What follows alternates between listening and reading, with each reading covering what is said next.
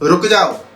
अगर तुम्हें लगता है कि पाकिस्तान से सिर्फ सियासतदान पैसा बाहर ले जाते हैं तो भाई सुन लो, असल नोट तो हम खुद अपने हाथों से बाहर भेजते हैं, वो भी तालीम के नाम पर। और सबसे बड़ी लूटमार कौन करता है?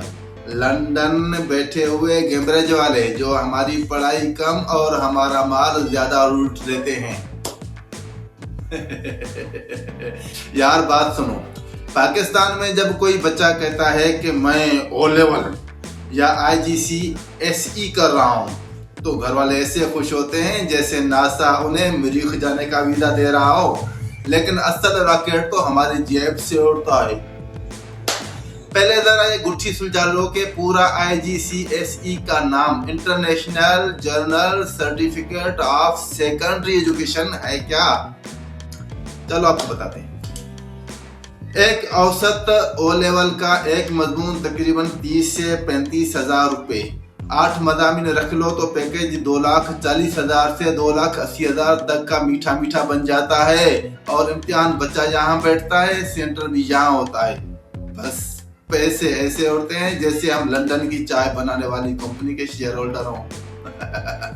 अब आग लगाने वाली फिगर सुनो।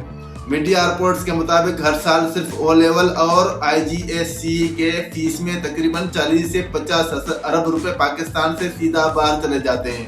यानी हम पढ़ाई कम कर रहे हैं और UK की GDP को ज्यादा बढ़ावा दे रहे हैं। और ये एक साल का है, साल में 2 सेक्शन होते हैं। सोच लो अब हिसाब कहाँ पहुंचेगा।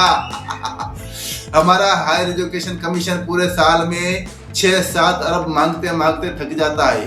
और गेमरेज वाले सिर्फ फीसों के मद में पाकिस्तान से 40-50 अरब ले जाते हैं। यानी यूनिवर्सिटियां बचत के लिए हाथ फैलाती हैं, मगर लंदन वाले हमारे हाथ देकर उससे चंदा नहीं मगर मुकम्मल पेमेंट का आर्डर निकाल लेते हैं। तो भाई अगली बार जब कोई फख्र से कहे कि मेरा बच्चा ओ लेवल कर रहा है, उसे प्यार से कहना माशाल्लाह बेटा, तुम पढ़े लिखे बनो, कोई मसला नहीं है।